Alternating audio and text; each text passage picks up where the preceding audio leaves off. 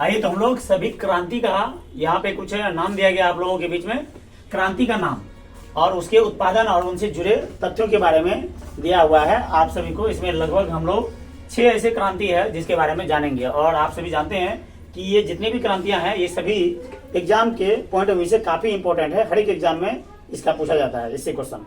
आइए हम लोग देखते हैं। सबसे पहली क्रांति का नाम है हरित क्रांति। कौन सी क्रांति है? हरित क्रांति। इसे हम लोग ग्रीन रिवॉल्यूशन के नाम से जानते हैं। ग्रीन रिवॉल्यूशन, हरित क्रांति। इसका जो है मुख्य उत्पादन ये खाद्यान्न उत्पादन से संबंधित है। मतलब खाद्यान्न मतलब आप समझेंगे खाने पीने वाली जो वस्तु जैसे अनाज के उत्पादन से ये रिलेटेड है हरित क्रांति। इसके अलावा इनसे जुड़े कुछ महत्वपूर्ण तथ्य है आपको। इसके कारण क्या है, हरित क्रांति का क्या प्रभाव पड़ा था। ये लगभग 1960 से 70 के दशक में हरित क्रांति की शुरुआत हुई थी और उस समय में इसके जो जनक है वो एम.एस. स्वामीनाथन को माना जाता है। एम.एस. स्वामीनाथन हरित क्रांति के जनक माने जाते हैं। और इस क्वेश्चन को आप देख सकते हैं कि हर एक क्लास में ये आती है। आप 8 क्लास से स्टार्ट करेंगे इंटर तक में ये क्वेश्चन हर बार एग्जाम में पूछे जाते हैं, चाहे आपके सोशल साइंस का टॉपिक हो या साइंस का, ये सभी में आपको देखने को मिलेगा। इसके कारण गेहूं और धान की पैदावार में काफी वृद्धि हुई थी। उस समय में भारत में एक समय था कि भारत में बहुत ज्यादा अकाल पड़ी थी, तो उस समय में गेहूं की पैदावार में काफी वृद्धि के लिए हरित क्रांति अपने देश में लाया गया था और यहाँ पे बहुत ही अच्छी गेहूं और धान की पैदावार हुई थी इसमें। तो हरित क्रांति का मुख्य रूप से संबंध कर सकते हैं गेहूं और धान की पैदावार को बढ़ाने के लिए ये क्रांति लाया गया था। ओके, दूसरी क्रांति है श्वेत क्रांति। श्वेत क्रांति का संबंध है व्हाइट रिवॉल्यूशन, मतलब इसको इंग्लिश में बोलते हैं व्हाइट रिवॉल्यूशन। तो श्वेत क्रांति दूध उत्पादन से संबंधित है। यह दूध उत्पादन में बढ़ोतरी के लिए इस क्रांति को लाया गया। इसमें देख सकते हैं कि इसकी शुरुआत जो है 1964 से 65 के बीच में हुई थी। उस समय में 1964-65 में हुई थी, जिसे आगे ऑपरेशन फ्लड के नाम से जाना जाता है। किस नाम से? Operation flood. मतलब आप कह सकते हैं श्वेत क्रांति को ऑपरेशन फ्लड भी कहा गया है। कहीं कभी आपको पूछ दिया जाएगा ऑपरेशन फ्लड क्या है, तो श्वेत क्रांति ही है। ये 1964 से 65 के बीच में इसकी शुरुआत हुई थी। इसके बाद है आपका पीली क्रांति। कौन सी क्रांति? पीली क्रांति। इसे येलो रिवॉल्यूशन बोलते हैं। क्या बोलते हैं? येलो रिवॉल्यूशन, पीली क्रांति। स्पेशली पीला नाम से ही क्लियर है कि ये तेल और तिलहन से रिलेटेड है। तेल और तिलहन के उत्पादन से रिलेटेड है। तो पीली क्रांति तेल और तिलहन के फसलों के उत्पादन को बढ़ाने के लिए यह क्रांति लाई गई। भारत में तिलहन उत्पादन में आत्मनिर्भर बन गया। जब भारत में यह क्रांति लाई गई तो भारत तेल के उत्पादन में आत्मनिर्भर बन गया। आत्मनिर्भर मतलब सेल्फ डिपेंडेंट, है ना। और 2013 से 14 में लगभग कह सकते हैं आप 32.9 मिलियन टन तिलहन का उत्पादन हुआ। मतलब 2013 से 14 के दशक में आप कह सकते हो उस वर्ष में आपको 32.9 मिलियन टन का तेल का उत्पादन हुआ। ठीक है, ये था आपका पीली क्रांति। इसके अलावा है आपकी नीली क्रांति। नीली क्रांति है ब्लू रिवॉल्यूशन। कौन सी रिवॉल्यूशन? Blue revolution. यह स्पेशली मत्स्य पालन से रिलेटेड है, यानी मत्स्य मतलब मछली कह सकते हैं आप। मछली उत्पादन में वृद्धि के लिए इसे चलाया गया था। ये है नीली क्रांति। ठीक है, 2013 से 14 में भारत में लगभग 95.8 लाख टन मछली का उत्पादन हुआ था। सोचिए 2013 से 14 के क्रम में भारत में लगभग 95.8 लाख टन मछली का उत्पादन हुआ था। भारत विश्व का दूसरा सबसे बड़ा मछली उत्पादक देश बन गया। कह सकते हैं कि भारत विश्व का दूसरा सबसे बड़ा मछली उत्पादक देश बन गया जब ये नीली क्रांति लाई गई। इसके बाद है आपको गुलाबी क्रांति। कौन सी क्रांति? गुलाबी क्रांति। गुलाबी क्रांति इसको हम लोग पिंक रिवॉल्यूशन बोलते हैं। कौन सा रिवॉल्यूशन? Pink revolution. यह स्पेशली प्याज और झींगा मछली। प्याज और झींगा मछली। झींगा मछली आप सभी लोग जानते हैं।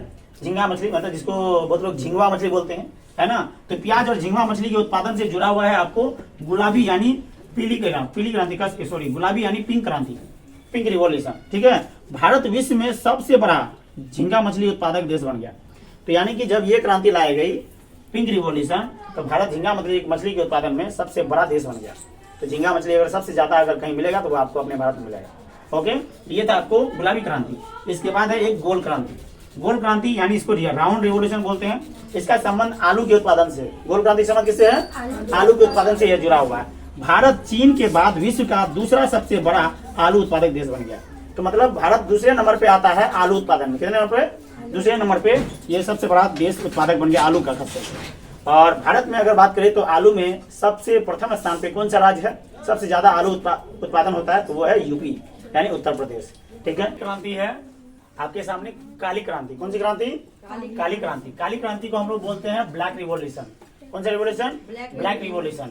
काली क्रांति का संबंध जो है पेट्रोलियम से। किससे? पेट्रोलियम से। काली क्रांति का संबंध किससे है? पेट्रोलियम। पेट्रोलियम यानी आप कह सकते हैं खनिज तेलों से। खनिज तेलों जो जमीन के नीचे से निकाला जाता है उनसे। और मुख्य रूप से आप कह सकते हैं कोयला उत्पादन से भी इनका संबंध है। तो काली क्रांति जब भी बात आए तो आपको दिमाग में एक ही बात क्लिक करना चाहिए, पेट्रोलियम का उत्पादन या फिर कोयले की क्रांति। इसके अलावा पेट्रोल में एथेनॉल, इसका जो तथ्य है इनसे जुड़े हुए, पेट्रोल में एथेनॉल को मिला करके क्या क्या 10% मिला करके बायोडीजल बनाने का लक्ष्य रखा गया इसमें, यानी इसे बायोडीजल बनाया गया। क्या बनाया गया? बायोडीजल। स्पेशली काली क्रांति का ये लक्ष्य था कि पेट्रोल में एथेनॉल को मिला करके 10% मिला करके बायोडीजल बनाने का लक्ष्य। तो पेट्रोलियम खनिज तेलों के उत्पादन और कोयला के उत्पादन को बढ़ाने के लिए, है ना। नेक्स्ट है धूसर क्रांति। कौन सी क्रांति? धूसर क्रांति। साउंड नहीं करेंगे आप लोग। धूसर क्रांति कौन सी क्रांति? धूसर क्रांति को हम लोग बोलते हैं ग्रे रिवोल्यूशन। कौन सा रिवोल्यूशन? Grey revolution. यह उर्वरक उत्पादन से है, उर्वरक यानी कि आप कह सकते हैं उर्वरक खाद्य उत्पादन से है, जो कि खेतों में डाला जाता है, उनसे रिलेटेड आपको धूसर क्रांति, जिसे ग्रे रिवोल्यूशन बोलते हैं। इसमें उर्वरक उत्पादन में वृद्धि से जुड़ा हुआ यह है। इस क्रांति से देश में लगभग 25.5 मिलियन टन उर्वरक की खपत हो रही है। अभी जो है देश में लगभग 25.5 मिलियन टन उर्वरक की क्या हो रही है? खपत हो रही है। इसके बाद है आपका रजत क्रांति। रजत क्रांति यानी सिल्वर रिवोल्यूशन, इसको बोलते हैं सिल्वर रिवोल्यूशन, रजत क्रांति। भारत में स्पेशली यह अंडा से रिलेटेड, किससे रिलेटेड है? अंडा के उत्पादन से, यानी ये भारत में अंडा के उत्पादन से जुड़ा हुआ और मुर्गियों के उत्पादन को बढ़ाने से रिलेटेड है आपको रजत क्रांति। भारत की मुर्गी एक वर्ष में 65 अंडे देती है। भारत की मुर्गी एक वर्ष में कितने? 65 अंडे देती है, जबकि आप अमेरिका की मुर्गी को देखेंगे तो वो एक वर्ष में लगभग 295 अंडे देती है। तो और भारत में अगर बात करें तो अंडे उत्पादन में सबसे ज्यादा अग्रणी जो राज्य है वो है भारत, ये आंध्र प्रदेश। कौन सा है? आंध्र प्रदेश। तो ये जो है आपको स्पेशली रजत क्रांति जो सिल्वर रिवोल्यूशन है वो भारत में अंडे उत्पादन से रिलेटेड है। किससे? अंडे उत्पादन से। इसके बाद है आपकी सुनहरी क्रांति, जिसको हम लोग बोलते हैं गोल्डन रिवोल्यूशन। सुनहरी क्रांति, गोल्डन रिवोल्यूशन।